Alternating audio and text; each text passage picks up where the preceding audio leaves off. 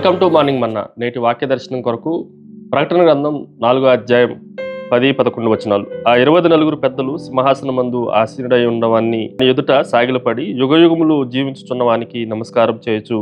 ప్రభువా మా దేవ, నీవు సమస్తమును సృష్టించితివి, నీ చిత్తమును బట్టి అవి యుండెను, దానిని బట్టి సృష్టించబడిన గనుక నీవే మహిమ ఘనత ప్రభావములు పొంద నరుహుడు అని చెప్పుచు తమ కిరీటములను ఆ సింహాసనం ఎదుట వేసిరి.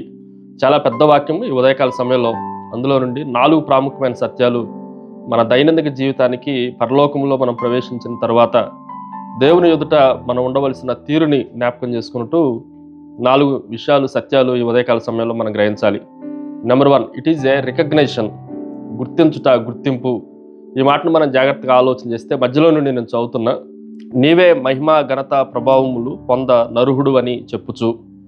ఆయనే అర్హుడు. 24 సింహాసనాల మీద కూర్చున్న పెద్దలందరూ వారికి ఉన్న కిరీటాలన్నీ ఆయన ఎదుట పడవేసి చెప్తున్న మాట ఏంటి అని అంటే, మహిమా ఘనత ప్రభావాలు పొందటానికి భూమి మీద కానీ పరలోకం ముందు కానీ ఎవరికి అర్హత లేదు, నువ్వు మాత్రమే అర్హత కలిగిన వాడివి అని ఆ గొర్రెపిల్లకు సాదృశ్యంగా ఉన్న యేసుక్రీస్తు ఎదుట వారు యేసుక్రీస్తు యొక్క ఔన్నత్యాన్ని గుర్తించినట్లుగా మనం ఆలోచన చేయాలి. మనం కూడా ప్రభువు యొక్క గొప్పతనాన్ని గుర్తించినప్పుడే నిజమైన ఆరాధన మన హృదయాల్లో నుండి వెల్లడపరచడానికి అవకాశం ఉంది. రెండో విషయాన్ని మీకు జ్ఞాపకం చేస్తాను. ఇట్ ఈజ్ ఎ రెయిన్, పాలన, పరిపాలన. ఈ మాటను కూడా మనం జాగ్రత్తగా ఆలోచన చేస్తే, సింహాసనం మందు ఆసీనుడైన ఉన్నవాని ఎదుట సాగిలపడి యుగయుగములు జీవించుచున్న వానికి నమస్కారం చేయొచ్చు. ఇంత పెద్ద విషయంలో మనం జాగ్రత్తగా ఆలోచన చేస్తే, సింహాసనం మందు ఆసీనుడైన వాడు ఆయన యేసుక్రీస్తు ప్రభు సింహాసనం పరిపాలన గురించి తెలియజేస్తూ ఉంది. యుగయుగములు అన్న మాట ఆయన రాజ్యం యొక్క శాశ్వతమైన పాలన గురించి తెలియజేస్తూ ఉంది. ఆయన ఎలాంటి వాడు అంటే, ఈ లోక రాజ్యాలన్నీ ఒకరోజు ఉంటాయి, ఒకరోజు మరుగైపోతాయి. కానీ యేసుక్రీస్తు రాజ్యము యుగయుగములు తరతరములు ఉండేది అన్న విషయాన్ని మనం జాగ్రత్తగా గ్రహించాలి. మూడో విషయాన్ని మీకు జ్ఞాపకం చేస్తాను. ఇట్ ఈజ్ ఏ రీజన్, కారణము, హేతువు.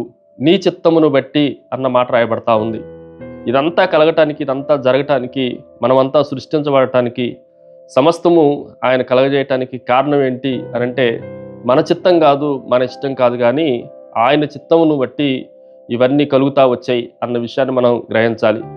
ఒక బిల్డింగ్ ఉంది అని అంటే ఖచ్చితంగా ఆ బిల్డింగ్ని కట్టిన బిల్డర్ కూడా ఉన్నాడు అన్న విషయాన్ని మనం గ్రహించాలి. మనల్ని సృష్టించాడు అని అంటే, మనం ఉన్నాము అని అంటే మనల్ని సృష్టించిన సృష్టికర్త కూడా ఉన్నాడు.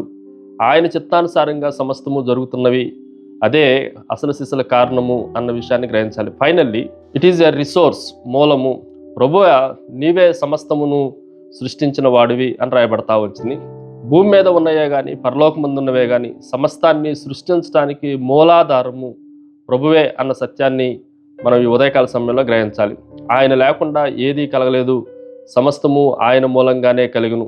ఆయనే మనకు రిసోర్సు, ఆయనే మనకు వనరులు అన్న విషయాన్ని మనం పూర్తిగా విశ్వసించి ప్రభువుని ఆరాధించే వరంగా ముందు వరుసలో ఉండాలి. ప్రార్థన. సకల ఆశీర్వాదములకు కారణభూతుడవు తండ్రి, మమ్మల్ని నిర్మించిన నిర్మాణము కేవలం నిన్ను ఆరాధించడానికి, పరలోకంలో మేము ప్రవేశించింది మొదలుకొని నీ ఎదుట సాగిలపడటానికే అన్న నీ చిత్తాన్ని, నీ కారణాన్ని మాకు తెలియజేసినందుకై, మమ్మల్ని ఉజ్జీవింపజేసినందుకై మిమ్మల్ని స్తుతిస్తూ గణపరుస్తూ యేసుక్రీస్తు శక్తి కలిగిన నామమున అడిగి వేడుకొంచున్నాం తండ్రి.